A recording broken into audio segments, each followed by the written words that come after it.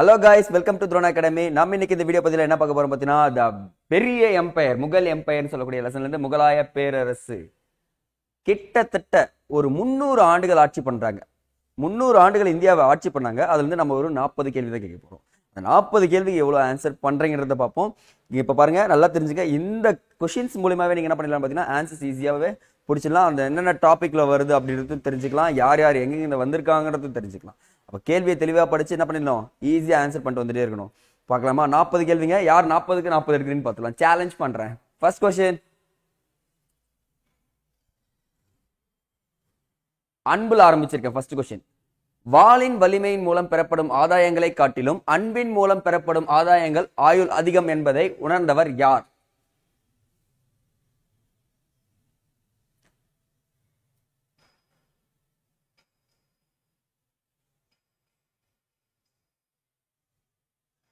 God, அவ்வளவுதாங்க. என்ன option?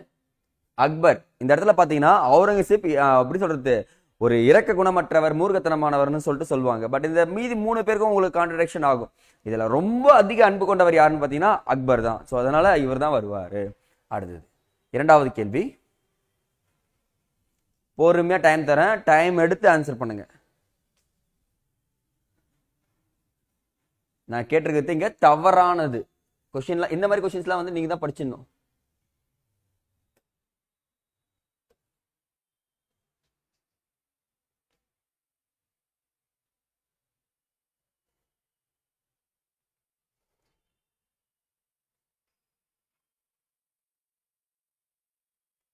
உள்ளாட்சி நிர்வாகம்னா அவங்களுடைய நிர்வாகத்துல இருந்தும் கொஸ்டின்ஸ் கேட்பாங்கன்றத நம்ம சொல்லிட்டே இருப்போம்.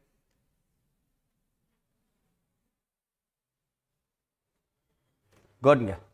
ஆப்ஷன் பி தான் இங்க தவறானது. அந்த கொத்வால்ன்றவர் நகரத்தின் நிதி பராமரிப்பை கவனித்துக் கொண்டார்னு சொல்லியிருக்காங்க. அவர் அந்த நிதி பராமரிப்பை கவனித்துக் கொள்ளவில்லை என்றதுதான் ஆன்சர்.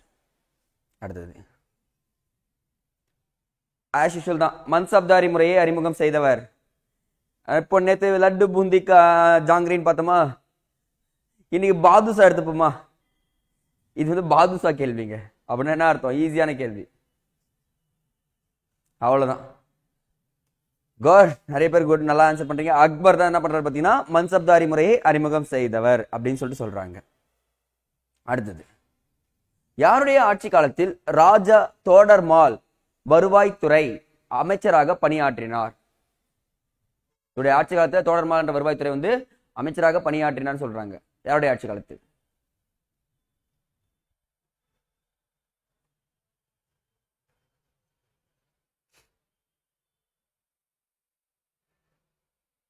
குட் குட் குட், நல்லா ஆன்சருங்க. கொஞ்சம் ஸ்பீடா தான் ஆன்சர் பண்றீங்க. அக்பர் தான் இந்த இடத்துல. செகண்ட்,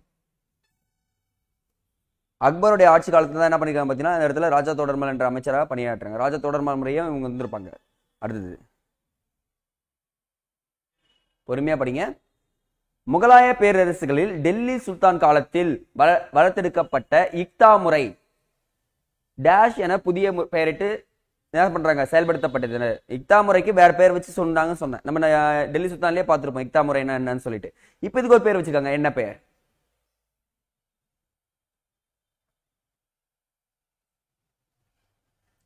குட் குட் குட்,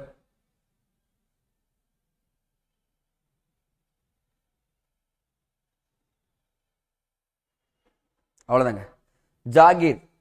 இந்த ஜாகீர்தார்ன்றது தான் இப்ப என்ன பண்றாங்க, ஜமீன்தாரா மாறிச்சு. இக்தான்றது ஃபர்ஸ்ட் ராணுவ அதிகாரிகளுக்கு கொடுக்கப்பட்ட நிலங்கள்னு சொல்லுவாங்க. அப்புறம் என்ன ஆயிடுச்சு, அது ஜமீன்தார்களா வந்து ஜாகீர்னு வந்துச்சு. அதுக்கப்புறம் ஜமீன்தார்களா வந்துச்சு. அப்புறம் அதனுடைய 1 by 1 என்ன ஆயிடுச்சு, பரிணாம வளர்ச்சி அடைஞ்சிருந்தாங்க இதுன்னு சொல்லிட்டு சொல்லுவாங்க. நெக்ஸ்ட்,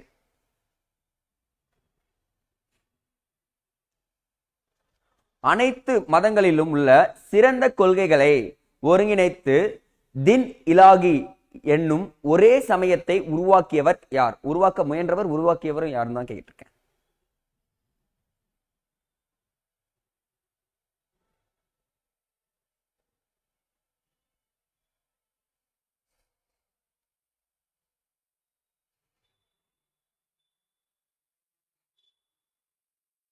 அவ்வளவுதான். ஆன்சர் வந்து பாத்தீங்கன்னா அக்பர் தான். இந்த அக்பர் தான் என்ன பண்ணுவார் பாத்தீங்கன்னா, அனைத்து மதங்களையும் ஒன்னான்னு சொல்லிட்டு இருக்கலான்றதையும் சொல்வாரு. சரிங்களா? அடுத்து பாருங்க, இந்த அக்பருக்கு தான் வந்து பார்த்தீங்கன்னா அனைத்து மதங்களையும் ஒரு சீரா கொண்டு போவார். Last one, seventh one, challenge question. என்ன சார் சேலஞ்சுனா, இந்த கொஸ்டின் ஆன்சர் பண்ண போகலாம் ஸ்பீடா படிச்சு.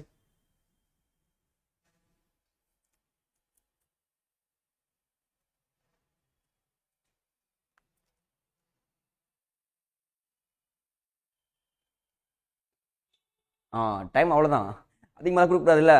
இப்போ பாருங்களேன், ஷெர்ஷா சூரி ஹுமாயூனுக்கு எதிராக போர் பண்ணார் 2 ஆண்டுகள். ஒன்று சவுசா, இன்னொன்று கனோஜ்ன்ற இடத்துல பண்ணியிருப்பாரு.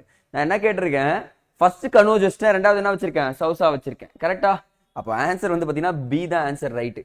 நீங்க என்ன பண்ணிக்கணும், யாரெல்லாம் டி போட்டீங்களோ அது தப்பு.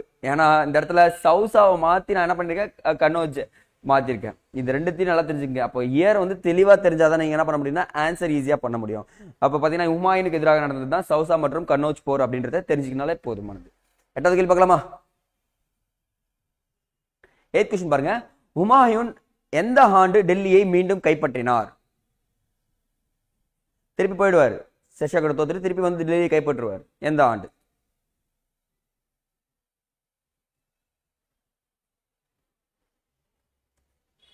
அவ்வளவுதாங்க, சூப்பருங்க. Answer B, 1555. ஏன்னா அப்பதான் வந்து பாத்தீங்கன்னா அடுத்த வருஷமே படிக்கட்டுல இருந்து கீழே இருந்து இறந்துருவாரு, அது வேற. பட் அந்த ஆண்டு கைப்பற்றுவாரு. அப்பதான் வந்து பாத்தீங்கன்னா இவர் தப்பிச்சு போறப்போ அந்த கங்கை நதியே நீந்திட்டு போவாராம் பயந்துட்டு. அதையும் சொல்லியிருக்காங்க, கதையில சொல்லியிருப்பேன். 9வது, ரொம்ப ஒரு விஷயம் எனக்கு ரொம்ப பிடிச்ச ஒரு அரசர். ஷெர்ஷா டேஷ் என்ற இடத்தில் சூர் வம்சத்தை ஆட்சியை தொடங்கினார். சூர் வம்சத்தை தொடங்கிய இடம் கேட்கிறேன். ஓகே, இப்ப தெரியுதுங்களா? எந்த இடம் சொல்ல பார்க்கலாம். ஆஹா, எல்லா இடமும் இருக்கே, சூர் வம்சம் எங்க தோற்றுவிக்கப்பட்டதுன்னு சொல்லிட்டு தெரியலையே. ஆன்சர் பண்ணிட்டீங்களே, காட் காட் காட் காட் காட். ஆப்ஷன் டி, ஆக்ராவில் தான் வந்து பார்த்தீங்கன்னா இவர் சூர் வம்சத்தை தொடங்கியிருப்பார். அங்கிருந்தா கேபிட்டல் சேஞ்ச் பண்ணிட்டே போயிட்டு இருப்பாரு. இந்த ஷெர்ஷாவை பத்தி சொல்லலாம், கிராண்ட் ட்ரங்க் ரோடுன்னு சொல்லுவாங்க. 4 வழிச்சாலைகள் போடப்பட்டது இவரால் தாங்க. ஃபர்ஸ்ட் லாகூர்ல இருந்து கொல்கத்தா வரைக்குமே போட்டிருப்பாரு. யாருன்னா இவர் தான். ஸோ அதனால இவரை மறக்காதீங்க, ஞாபகம் வச்சுக்கோங்க. இதனால தான் இப்போ 8 வழிச்சாலைகள்ல இருந்து ஆரம்பிச்சாருல, அதுக்கு அடித்தளமிட்டவளே நம்ம ஐயா தான். ஓகே, இந்த கேள்வி பாருங்க, எந்த வயதில் ஹுமாயூனின் மகன் அக்பர் அரசராக முடிசூட்டப்பட்டார்? ஏதோ ஒரு வயதுல வந்து பாத்தீங்கன்னா அவருக்கு அரசனாக முடிசூட்டப்படுகிறார். எந்த வயதுன்னு சொல்லிட்டு கேட்டிருக்கோம்.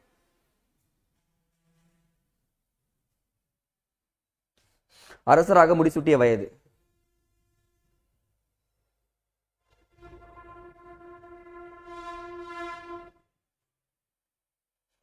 அவ்வளவுதாங்க, ஆன்சர் சி. 14 வயதுல என்ன பண்ணுவாங்க பாத்தீங்கன்னா அவருக்கு அரசராக முடிசூட்டப்பட்டிருப்பாரு. இவருக்கு ஒரு யார் பாதுகாவலன் இருப்பார், அவர் தான் யாரும் சொல்லுவாங்க பைரம் கான். இந்த பைரம் கான் உதவியோட தான் இவர் அரசரா இருப்பாரு. என்ன சார் சின்ன பையனோட அரசன் ஆயிட்டான்னு சொல்றது எல்லாம் கேட்க கூடாது. அப்போ ஒரு படை தளபதி மூலமாவும் இவர் என்ன பண்ணிருப்பாரு, அரசனா இருக்காருன்னு சொல்லக்கூடிய ஒரு நல்ல அரசருங்க அக்பர். அக்பர் எனக்கு முகலாயர்கள்ல நிறைய பேர் பிடிக்கும், அதுல அக்பர் ஒருத்தர். அவுரங்கசீப்பையும் பிடிக்கும், பாபரையும் பிடிக்கும், எல்லாருமே பிடிக்குங்க. இதுல பாருங்க நல்ல கேள்வி. ராணா உதய் சிங் தோற்கடித்து ராணா உதய் சிங்கை அக்பர் தோற்கடித்து சித்தூரையும் ராந்தம்பூரையும் எந்தெந்த ஆண்டுகளில் கைப்பற்றினார்? சித்தூரையும் ராந்தம்பூரையும் எந்தெந்த ஆண்டுகளில் கைப்பற்றினார் கேட்டிருக்கேன். ஆண்டுகள் தெரியணுங்க, கண்டிப்பா தெரிஞ்சுக்கணுங்க. சார் ஆண்டுகள் இம்பார்ட்டன்ட் இல்லையாலாம் சொல்ல கேட்கவே கூடாது, ஆண்டுகள் இம்பார்ட்டன்ட் தான். நீ மறக்குதா? நான் ஒரு ஐடியா சொல்றேன், அந்த ஐடியாவை லாஸ்ட்ல சொல்றேன், அது கண்டிப்பா உங்களுக்கு மறக்காது.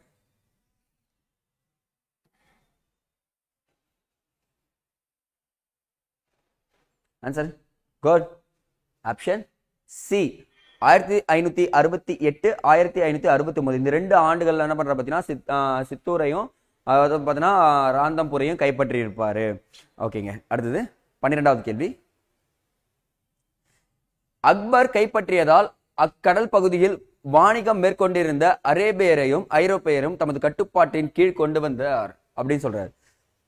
இப்போ எக்ஸாம் பாயிண்ட் ஆஃப் வியூல ஏதோ ஒரு பகுதியை கைப்பற்றார் அக்பர், அதனால என்ன பண்றாரு, வணிகம் செய்யறாரு. எங்கன்னா அரேபியாவிலும் ஐரோப்பாவிலும். எந்த பகுதி? இதுக்கு எலிமினேஷன் பண்ணுங்க. நீங்க இந்த கடற்கரை ஒண்ணு வரையலாமா? முடிஞ்சிச்சா பாருங்க. The eastern sorry western Ghats, west side east side. இந்த கொஸ்டின் ஈஸியா முடிச்சிடலாம் பாருங்க.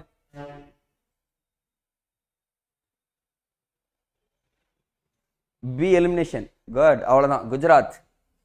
மீதி 3மே இருக்கு. அப்ப குஜராத் பகுதியை கைப்பற்ற இப்ப குஜராத்ல இருந்து என்ன பண்றாங்க பாத்தீங்கன்னா ஸ்ட்ரெயிட்டா வணிகம் போறாங்க. ஐரோப்பியாவிற்கும் அரேபியா நாடுக்கும் போயிட்டு என்ன பண்றாங்க, அங்கிருந்து வணிக பொருட்களை கொண்டு வர்றதும் இங்கிருந்து வணிக பொருட்களை அங்க கொண்டு போறதுக்கும் ஈஸியா பண்ணுது. இப்போ இந்த பகுதியை கைப்பற்றணும்னா என்ன பார்த்தீங்கன்னா அக்பர் காலத்துல நிறைய விஷயங்கள் பண்ணிருக்க முடியாதுன்னு சொல்லிட்டு சொல்லுவாங்க. 13வது கேள்வி, 1605 இயற்கை எழுதிய அக்பர் உடல் எங்கு நல்லடக்கம் செய்யப்பட்டதுன்னு சொல்லிட்டு கேட்டிருக்கேன். ஏதோ ஒரு இடத்துல நல்லடக்கம் செய்யப்பட்டிருக்கு.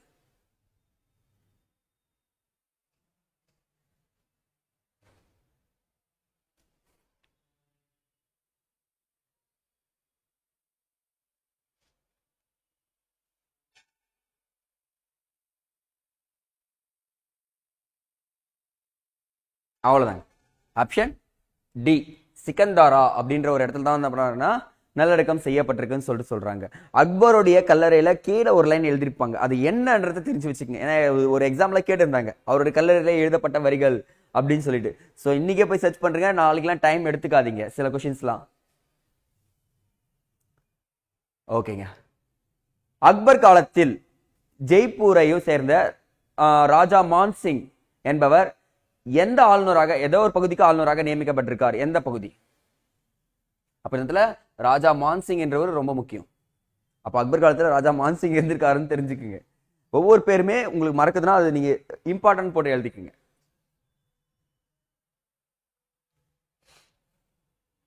நான் ஒரு க்ளூ தரேன், அவர் இந்தியா கிடையாது. ஐயோ, இந்தியா கிடையாதுன்னா பீகார் மட்டும் தான் சார் என்னால எலிமினேஷன் பண்ண முடியுது. மீதி 3 நாடும் வெவ்வேறு இருக்கே. ஆப்கான் பகுதிங்க. குட்ங்க. காபூல் பகுதி இருக்கு பாத்தீங்களா, அந்த காபூல் பகுதியில் தான் என்ன பண்ணுவாங்க பாத்தீங்கன்னா இவர் போய் நீ ஆளுநராக நியமிச்சுக்கோ, நீ அந்த இடத்த பாத்துக்கோ அப்படின்னு சொல்லிட்டு சொல்றாங்க. அப்போ ராஜபுத்திரர்கள் கூட என்ன பண்ணிருக்காரு பாத்தீங்கன்னா இவர் நல்ல உறவுல தான் இருந்திருக்காரு அப்படின்றது நமக்கு தெளிவா தெரியுது. அடுத்தது, எந்த இடத்தில் அமிர்தரசு, இங்க பாருங்க, அமிர்தரசில் அக்பர் பரிசாக வழங்கிய இடத்தில் அர்மிந்தர் சாஹிப் கருவறை கட்டப்பட்டது? யாருக்கு ஆக்சுவலா இருந்து யாருக்கு அமிர்தரசில் அக்பர் பரிசாக வழங்கிய இடத்தில் அர்மந்தர் சாஹிப் கருவறை கட்டப்பட்டது? ஏதாவது ஒரு குருக்கு கொடுத்திருக்காரு. எந்த குரு?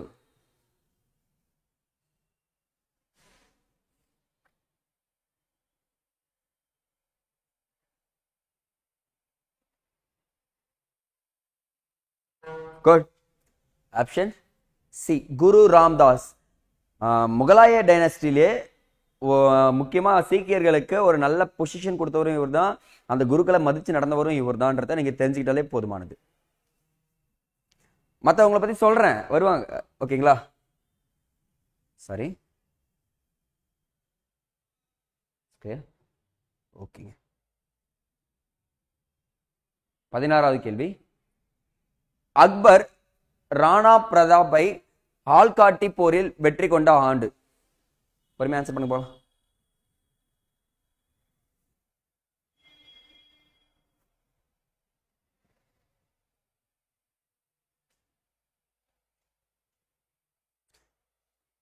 ராணா பிரதாப்பை ஆள்காட்டி போரில் வெற்றி கொண்ட ஆண்டுன்னு கேட்டிருக்கேன்.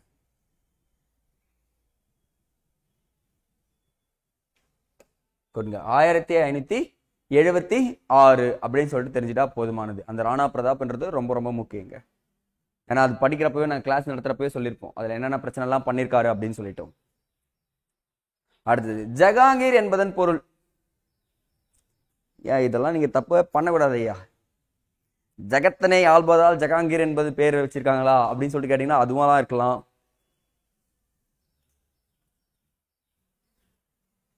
ஐயோ, க்ளூ வேர்டு சொல்லிட்டுனா, ஜகாங்கீர் என்பதன் பொருள் ஈஸியா இதாங்க ஷார்ட்கட்டு. உலகத்தை கைப்பற்றுபவர் தான் ஜகாங்கீர். இந்த ஜகத்தை ஆளக்கூடிய திறமை படைத்தவர் அப்படின்னு சொல்லிட்டு சொல்லுவாங்க. இந்த இடத்துல வந்து பாத்தீங்கன்னா ஆப்ஷன் பி தான் கரெக்ட். உலகத்தை கைப்பற்றுபவர் அப்படின்னு சொல்லிட்டு சொல்லியிருக்காங்க. 18வது கேள்வி, ஜகாங்கீரால் தூக்கிலிடப்பட்ட சீக்கிய தலைவர் யார்? சீக்கிய குரு. ரொம்ப ரொம்ப இம்பார்ட்டன்ட்ங்க. இந்த கொஸ்டின் வந்து பாத்தீங்கன்னா இந்த பாதுஷால சேர்க்க மாட்டேன், ஆனா நல்ல கொஸ்டின்.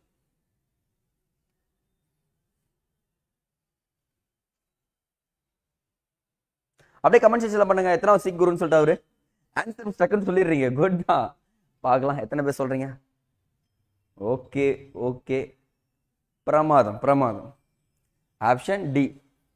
குரு அர்ஜுன் சிங் தான் என்ன பண்ணுவார் பார்த்தீங்கன்னா ஜஹாங்கீர் கொலை பண்ணுவார். என்ன காரணம்னா அவருடைய பையனுக்கு இவர் வந்து உதவி இருப்பாரு, கழகத்தில் ஈடுபட்டிருப்பாருன்னு சொல்ல ஒரே காரணத்தால இவர் என்ன பண்ணுவாங்க பார்த்தீங்கன்னா அந்த இடத்துல கொலை பண்ணுவாங்க. அடுத்தது 19வது கேள்வி. எந்த பகுதியை முகலாயர் இழந்து வடமேற்கில் இருந்து வரும் படையெடுப்புகளுக்கு இந்தியாவை திறந்து வைத்து போன்றதாகியதுன்னு சொல்லிட்டு சொல்றாங்க. ஏதோ ஒரு பகுதியை இழந்ததால என்ன பண்றாங்க, வடமேற்குல இருந்து மொத்த பேரும் உள்ள வர ஆரம்பிச்சிடுறாங்க. எந்த பகுதி? இதெல்லாம் வந்து பாத்தீங்கன்னா அப்படியே அடிச்சிடணும், அப்படியே அடிச்சிருந்தா அப்படியே போட்டுடணும். வடமேற்குல இருந்து வராங்கன்னா அப்போ அவங்களுடைய எல்லைகள் எவ்வளவு தூரம்னு சொல்லிட்டு உங்களுக்கு தெரிஞ்சுன்னா ஈஸியா போச்சுலாம். குட், நிறைய பேர் ஆன்சர் பண்ணீங்க. இந்த கண்டகார் அப்படிங்கிற ஒரு பகுதியை என்ன பண்றாங்க பார்த்தீங்கன்னா இழந்துருவாங்க. அப்ப என்ன அந்த பகுதியில் இருக்க ஆட்சியாளர்கள் என்ன பண்றாங்க, ஈஸியா உள்ள வரத்துக்கு வழியை தேர்ந்தெடுத்துருவாங்க. அப்ப ஒரு பகுதியை இழந்துட்டானா ஒரு அரசன் அவங்க அந்த பகுதி மூலமா அந்நியர்கள் உள்ள வரத்துக்கு வழி வகுத்ததுன்னு சொல்லிட்டு சொல்றாங்க. அப்ப இந்த கேள்வியும் ரொம்ப இம்பார்ட்டன்ட், கொஞ்சம் நோட் பண்ணி வச்சுக்கோங்க. சில கொஸ்டின்ஸ்லாம் உங்களுக்கு தெரியலன்னா தயவு செஞ்சு நோட்ல எழுதுங்க. எக்ஸாம் போகும்போது இது ரீகால் பண்ணிட்டு போகும்போது ரொம்ப நல்லதா இருக்கும் உங்களுக்கு. இங்கிலாந்து அரசர் முதலாம் ஜேம்ஸின் பிரதிநிதியான தாமஸ் ரோ யாருடைய அரசவைக்கு வருகை புரிந்தார்? யாருடைய அரசவைக்கு என்ன பண்ணிருக்காரு, வருகை புரிந்திருக்காரு? யாருடைய அரசவை?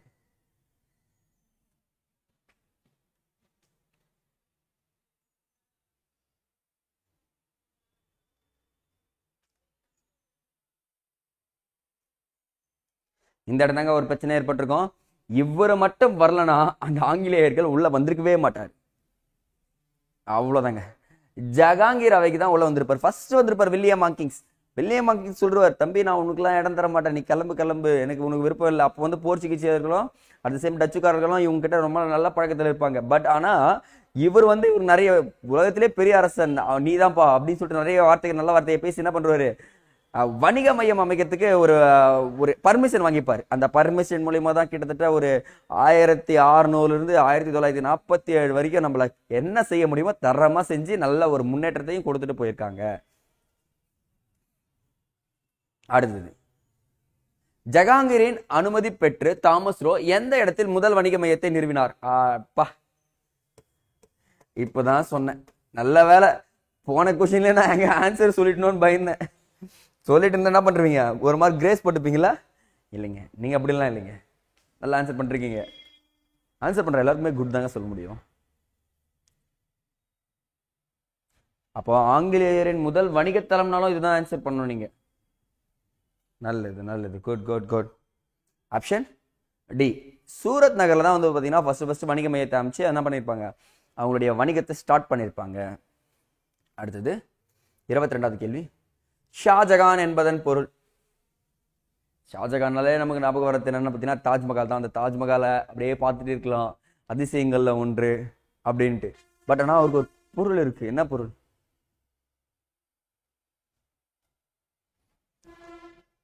அரண்மனை கிளியா? இல்லை யாரும் கமெண்ட் பண்ணலையா? பயந்துட்டேன், அரண்மனை கிளின்னு யாரா கமெண்ட் பண்றீங்களான்ட்டு. பட் குட், உலகத்தின் அரசர். இப்போ ஷார்ட்கட் தெரிஞ்சுக்கங்க.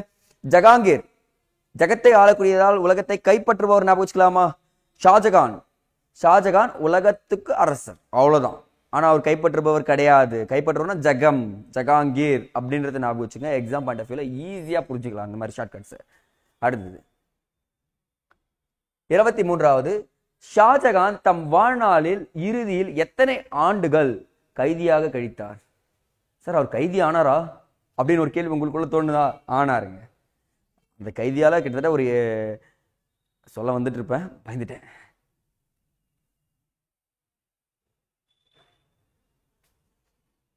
கடைசி வரைக்குமே நீ இந்த தாஜ்மஹாலே பார்த்துன்னு இருந்து அப்படின்னு சொல்லிட்டு ஒரு சிறையில போட்டு அடிச்சிருவாங்க. கிட்டத்தட்ட 8 ஆண்டுகள்ங்க.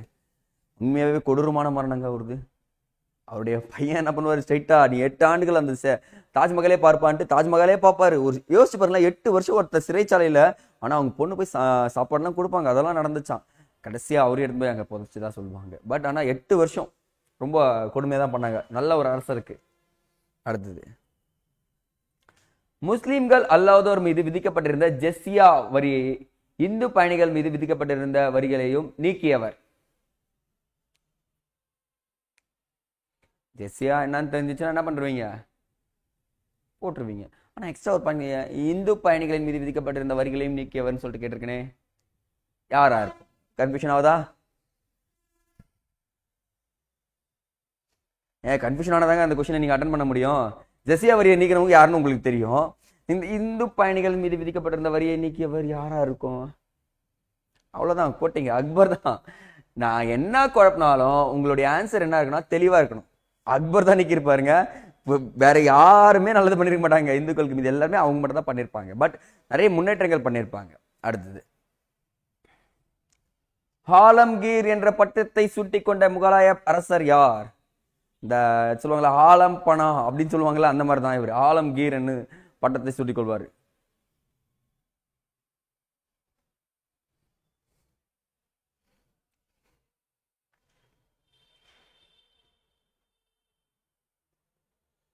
Good good good good, really good. Option D, Aurangzeb தான் என்ன பண்ணிருப்பா பார்த்தீங்கன்னா ஆலம்கீர் என்ற பட்டத்தோட முடி சூட்டிக் கொள்வார். அடுத்தது 26வது கேள்வி, யாருடைய மரபை பின்பற்றி பாபர் தமக்கு பிடித்த மூத்த மகன் உமாயூனை தம் வாரிசாக அறிவித்தார்? அப்போ அது ஏதோ ஒரு மரபு, பையனுக்கு வந்து திருப்பி அரச பதவி தரணும், பையன் தான் அரச பதவி ஏற்கணும், அதுவும் மூத்த பையன் தான் ஆகணும்னு சொல்லிட்டு சொல்லியிருப்பாரு. யாருடைய மரபுன்னு சொல்லிட்டு கேட்டிருக்கேன். லைன் பை லைன் படிச்சிருந்தா இந்த கொஸ்டின் அட்டெண்ட் பண்ணிடலாம். Good good good good. இது வந்து பாத்தீங்கன்னா செங்கிஸ்கானோட மரபுங்க, சரிங்களா? ஞாபகம் வச்சுங்க, யாருடைய மரபு? செங்கிஸ்கான் தான் இந்த மரபு வச்சிருப்பாரு. அரசனுடைய பையன் தான் அரசன், அதுவும் மூத்த பையன் அப்படின்னு சொல்லுவார். இளைய பையனுக்குலாம் கொடுக்க மாட்டாங்க, மூத்த பையனுக்கு தான் கொடுப்பாங்க. அப்ப என்ன மரபுன்னு சொல்லிட்டு என்ன சொல்லணும்? செங்கிஸ்கான் அப்படின்னு சொல்லிட்டு சொன்னா போதும். அடுத்தது, தக்காணத்தில் சிவாஜியின் மகன் சாம்பாஜியிடம் ஒப்பந்தம் மேற்கொண்ட இளவரசர் யார்? சாம்பாஜியுடைய பையன் கிட்ட ஒருத்தர் யாரா இருப்பாரு அந்த இளவரசர்? ஆன்சர் பண்ணு பார்க்கலாம். எல்லாமே முகலாய மன்னர்களா இருக்காங்களா? ஆனா இந்த கேள்விக்கு படிச்சுதான் ஆன்சர் பண்ண முடியும், குத்து மதிப்பெல்லாம் ஆன்சர் பண்ணவே முடியாது. அக்பர். ஏன்னா அவுரங்கசீப்புக்கு ஒரு பையன் இருப்பான், சரிங்களா? அந்த இளவரசர் பேரும் அக்பர் தான் வச்சிருப்பாங்க. இப்போ எக்ஸாம் பாயிண்ட் ஆஃப் வியூல அவங்களுடைய மூதாதையர்கள் பேரும் வச்சிருக்காங்கன்றது நமக்கு தெரிய ஆரம்பிக்குது. 28வது கேள்வி, முகலாய நிர்வாகத்தில் டேஷ் என்பவர் இஸ்லாமிய சடங்குகளை நடைமுறைப்படுத்தினார் அப்படின்னு சொல்லிட்டு கேட்டிருக்கேன். யாரு? இதுவும் நீங்க படிச்சாதாங்க போட முடியும். அப்படின்னா எதுதான் சார் படிக்காம போட முடியும்னு சொல்லிட்டு கேட்க கூடாது, எல்லாம் படிச்சாதான் போட முடியும்.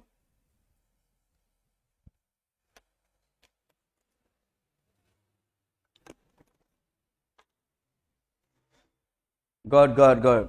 ஆப்ஷன் டி, சதா உஸ் சுதர் அப்படின்னு சொல்லுவாங்க. அந்த ஒரு இஸ்லாமிய தலைவர் தான் வந்து பாத்தீங்கன்னா சமய சடங்குகளை நடைமுறைப்படுத்தி இதெல்லாம் கரெக்ட், இதெல்லாம் தப்பு அப்படின்னு சொல்லிட்டு சொல்லுவாரு. ரொம்ப வயசானதா இருப்பாரு அந்த இடத்துல. அடுத்தது, பீகாரில் சசாராம் என்னும் இடத்தில் அமைந்துள்ள கல்லறை மாடம் யாருடைய காலத்தில் கட்டப்பட்டது? இந்த கல்லறை மாடம் வந்து யாரோ ஒருவருடைய காலத்தில் கட்டப்பட்டிருக்கு. யார் அவரு?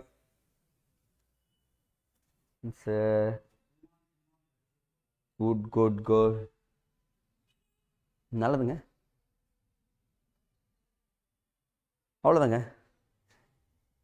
ஏங்க நான் குட் சொல்றதால வந்து பாத்தீங்கன்னா சார் வந்து குட் சொல்லிட்டாரு, தப்பா இருந்தாலும் அந்த தப்புன்னு போட்டுருங்க, குட்டா இருந்தாலும் குட்னு தான் சொல்றேன். ஆப்ஷன் டி, ஆப்ஷன் டி, ஷெர்ஷாவுடைய காலத்துல தான் சசாராம் அந்த பீகார்ல இருக்குங்க. பாருங்க அந்த இடம் ரொம்ப ரொம்ப இம்பார்ட்டன்ட். நீங்க பீகார் போனீங்கன்னா சசாராம் என்ற இடத்த போய் விசிட் பண்ணுங்க, அவருடைய கல்லறையும் அங்கதான் இருக்கும். அடுத்தது, பாரசீக கட்டிட முறையை இந்தியாவில் அறிமுகப்படுத்தியவர் யாருன்னு சொல்லிட்டு கேட்க. இவர் தான் வந்து ஃபர்ஸ்ட் வந்து பாத்தீங்கன்னா பாரசீக முறையை அறிமுகப்படுத்துறாரு. இதெல்லாம் ஈஸியான கேள்விங்க, இதுக்கெல்லாம் டைம் வேணுமா உங்களுக்கு? தேவைப்படாது இல்ல, அவ்வளவுதான். பாபர் தான் வந்து பாத்தீங்கன்னா பாரசீக முறையை அடித்தளம் போட்டிருப்பாரு, இவர் தான் அறிமுகப்படுத்துவார். ஓ எங்க ஊர்ல இதெல்லாம் நான் கட்டியிருக்கேன், நீங்களும் உங்க ஊர்ல இதெல்லாம் அறிமுகம் பண்ணுங்க அப்படின்னு சொல்லிட்டு பண்ணிருப்பாரு. அதனுடைய கலைஞர்களையும் கூட்டு வந்திருப்பாரு. அடுத்தது, எந்த இடத்தில் உள்ள அக்பரின் கல்லறையை கட்டிட பணிகளை ஜகாங்கீர் நிறைவு செய்தார் அப்படின்னு சொல்லிட்டு கேட்டிருக்கேன். எந்த இடத்துல?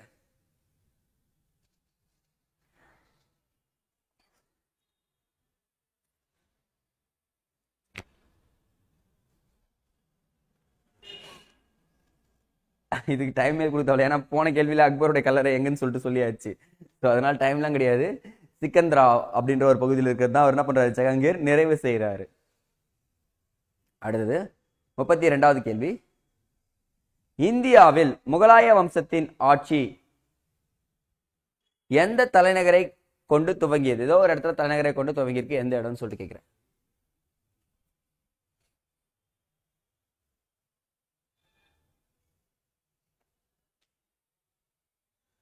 அப்ப முகலாயருடைய ஆட்சி வந்து பாத்தீங்கன்னா ஃபர்ஸ்ட் ஒரு இடம் இருக்கு, அப்ப இன்னொரு இடம் இருந்திருக்கு. அவ்வளவுதான். ஃபர்ஸ்ட் ஆக்ராவை வச்சது தொடங்குவாங்க, அதுக்கப்புறம் தான் டெல்லிக்கு மாற்றுவாங்க. அப்ப நல்லா தெரிஞ்சுங்க, சூர் வம்சம் எங்க தொடங்கப்பட்டது? ஆக்ராவில் தான் சூர் வம்சம் தொடங்கப்பட்டது. முகலாயருடைய ஆட்சி தலைநகரை கொண்டு தொடங்கப்பட்டதோ ஆக்ரா தான். அப்ப நீங்க என்ன பண்ணோம், நம்ம டெல்லி சுல்தான்லயே பார்த்திருப்போம், ஞாபகம் இருக்குங்களா? டெல்லி சுல்தான்ல அந்த சிகந்திரா லோடி அப்படின்றவர் என்ன பண்ணுவாரு, ஆக்ராவை தலைநகரா மாற்றிருப்பார், ஆக்ரா நகரை நிறுவியிருப்பாரு. அப்ப இது எல்லாமே அப்படியே இன்டர்லிங்கா வருதா பாருங்க. படிக்கும் போது அப்படியே எல்லாமே கோர்வையை எடுத்துட்டு வந்து அந்த கோர்வையை ஒன்னா சேர்த்து படிச்சு முடிச்சிருங்க. அவ்வளவுதான். 33வது கேள்வி. ராணா சங்காவையும் அவருடைய ஆதரவாளர்களையும் பாபர் எந்த இடத்தில் தோற்கடித்தார்? நல்ல கேள்விதான்.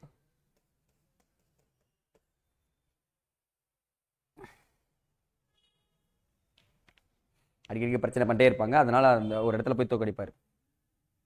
அவ்வளவுதாங்க. ஆப்ஷன் சி, கன்வா என்ற இடத்துல தான் என்ன பண்ணிருப்பாரு பாத்தீங்கன்னா, போய் தோற்கடிச்சு வந்திருப்பாரு. அடுத்தது 34வது கேள்வி, ஒரு டஃப்பான கேள்வி. ஷாஜகான் அகமது நகரை தனது அரசுடன் இணைத்துக் கொண்ட ஆண்டு எந்த ஆண்டு? மனப்பாடமே ஆயிடுச்சுங்க கேள்விங்களா. அதான் சொல்றேன், நீங்க சில இடங்கள்ல படிக்கணும், எப்படி ஞாபகம் வச்சுக்கணுன்றத கடைசியா சொல்றேன் அந்த ட்ரிக்ஸ். ஆனா இப்ப ஆண்டை மட்டும் போடுங்க. ஆப்ஷன் டி, 1632ஆம் ஆண்டு தான் என்ன பண்ணிருப்பாங்க பாத்தீங்கன்னா, அகமது நகரை ஷாஜகான் என்ன பண்ணுவாரு, இணைச்சிப்பாருன்னு சொல்லிட்டு சொல்றாங்க. ஞாபகம் வச்சுக்க, இந்த அகமது நகரை நம்ம திருப்பி கேட்போம் மராத்தியர்கள். அடுத்து, அந்த சந்தேரி தலைவருக்கு எதிரான போரில் பாபர் வெற்றி பெற்ற ஆண்டு. அப்ப சந்தேரின்ற இடத்துல யார் யாருக்கு போர் நடந்துச்சுன்னு தெரியணும், பாபர் வெற்றி பெற்ற ஆண்டுன்றதும் தெரியணும் உங்களுக்கு. அப்ப சந்தேரி போர் எப்போ, அதான் கேட்டிருக்கேன். அது இப்படியே கேட்டலாமேன்னு சொல்லலாம் இல்ல.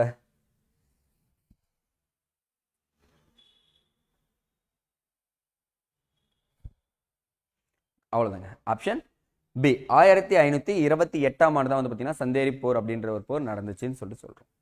அடுத்தது 36வது கேள்வி.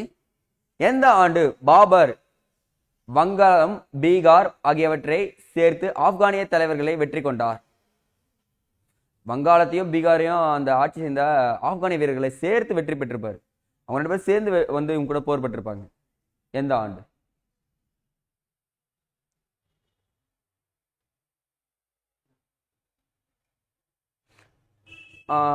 க்ளூ அவ்வளவுதான், இவருடைய கடைசி போர் தான் அது, அவ்வளவுதான், முடிஞ்சிச்சு.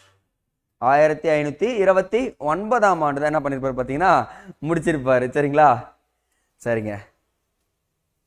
37வது கேள்வி.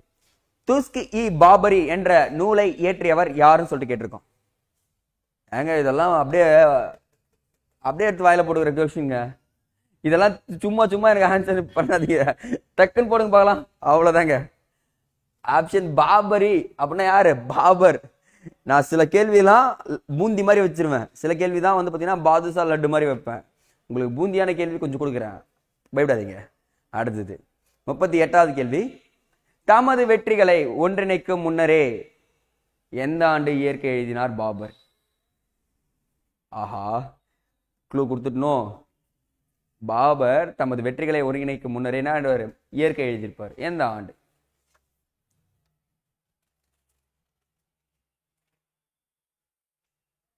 அவ்வளவுதான், சூப்பருங்க. 1530ஆம் ஆண்டு என்ன பண்ணுவார் பாத்தீங்கன்னா, 29ல அந்த வங்காளத்தையும் பீகார்ல இருக்க ஆப்கானியர்களை வெற்றி பெறுவாரு. அதே மறு ஆண்டு என்ன பண்ணுவார் பாத்தீங்கன்னா, மரணம் அடைஞ்சிருவாரு. அந்த என்டையர் ஸ்டோரியை நம்ம கிளாஸ்ல சொல்லியாச்சு. நெக்ஸ்ட், அக்பரின் தூண்டுதல் காரணமாக பைரம் கான் எந்த இடத்தில் கொல்லப்பட்டார்? ஏதோ ஒரு இடத்துல கொல்லப்பட்டிருக்காரா பைரம் கான்? அக்பர் தான் கொன்னாரா? ஆமாங்க, அவரு தான் கொன்னாரு. ஆனா ஏதோ ஒரு தூண்டுதல். ஏன்னா பைரம் கான் வந்து பாத்தீங்கன்னா அக்பர் ஆட்சியை பிடிச்சிருவாரு, பிடிச்சிட்டு பிறகு பைரம் கான் தான் எல்லா சட்டங்களையும் எல்லா தீர்ப்புகளையும் அவன் தான் வாங்கிட்டு இருந்தார். அதனால கோபம் அடைஞ்சுவார் அக்பர். சரி ஓகே அவரை கொன்னுடுங்க அப்படின்னு சொல்லிட்டு அவருடைய மகனை மட்டும் என்ன பண்ணுவார், அவை காலத்துல வச்சுப்பாரு. அவ்வளவுதாங்க. Option D. குஜராத்ல தான் என்ன பண்ணுவாங்க பார்த்தீங்கன்னா போற வழியில கொண்டுடுவாங்கன்னு சொல்லுவாங்க. அவர் ஆக்சுவலா ஆப்கானிஸ்தான் போற மாதிரியே சில ஸ்டோரி எல்லாம் இருக்கு.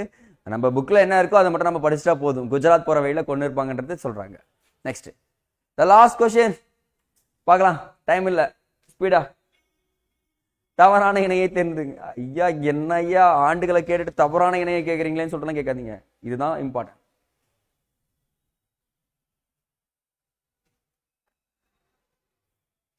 பாபர், அக்பர், ஜஹாங்கீர், அவுரங்கசீப். இது 4 பேருமே ஆட்சி செய்த ஆண்டுகள் வரிசையில ஏதோ ஒரு ஆண்டு தவறானது.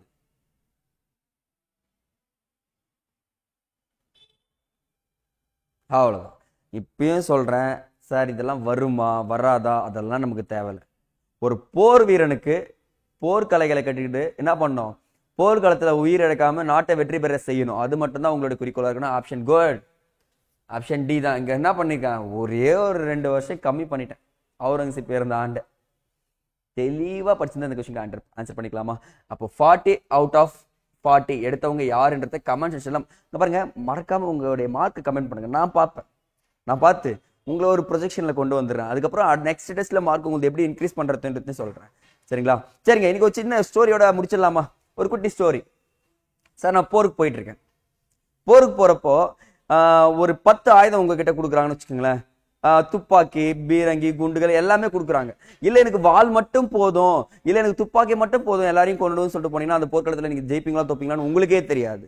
ஆனா போர்க்களத்துக்கு போறப்போ எல்லா ஆயுதங்களையும் கையில் தேர்ந்து எல்லா ஆயுதங்களையும் எடுத்துட்டு நீங்க போனீங்கன்னா கண்டிப்பா தான் வெற்றி பெறுவீங்கன்னு சொல்லிட்டு இந்த முகலாயர்கள் நமக்கு நிரூபிச்சிருக்காங்க. ஏன்னா முகலாயர்கிட்ட எல்லா ஆயுதங்களுமே இருந்துச்சு. ஸோ அதனாலதான் அவங்க என்ன பண்ணாங்க பார்த்தீங்கன்னா இந்தியாவை கிட்டத்தட்ட ஒரு 300 ஆண்டுகள் ஆட்சி பண்ணதான் சொல்றாங்க. சரிங்க சார், உங்களுக்கு நான் இன்னைக்கு சொல்லியிருந்தேன் சார் ஆண்டுகள் எல்லாமே மறந்துட்டே இருக்கு, என்னங்க சார் ஞாபகம் வச்சுக்குதுன்னு சொல்லிட்டு கேட்கிறப்போ ஒரே ஒரு விஷயத்தை மட்டும் மெயின்டைன் பண்ணுங்களேன். உங்களுக்குன்னு ஒரு வீடு இருக்கும், ஒரு வால் இருக்கும். A4 ஷீட்ல அந்த மறக்கிற ஆண்டுகள் எல்லாமே அந்த லெசனை எழுதி ஃபுல்லா அந்த லெசன்ல போர்கள் நடந்தது யாரு, அந்த அரசர்கள் யாரு அப்படின்னு சொல்லிட்டு நீங்க எழுதி வச்சுட்டீங்கன்னா உண்மையாவே சொல்றேன் உங்களுக்கு மறக்காது. ஒரு 10 இருந்து ஒரு 20 நாளுக்குள்ள அது மனப்பாடம் ஆயிடும். ஏன்னா டெய்லி போய் பாப்பீங்களா, பார்க்க எக்ஸாம்ல ஈஸியா பாஸ் பண்ணிருவீங்க. நான் சொன்னதை செஞ்சு பாருங்க, கண்டிப்பா 3 மாசத்துல உங்களுக்கு ரிசல்ட் தெரியும். இந்த ஆண்டுகள் எல்லாமே நெக்ஸ்ட் டைம் எழுதுறப்போ ஈஸியா அடிச்சிருவீங்கன்றது சொல்றேன். ஓகேங்க, அடுத்த வீடியோ சந்திக்கலாம். நன்றி.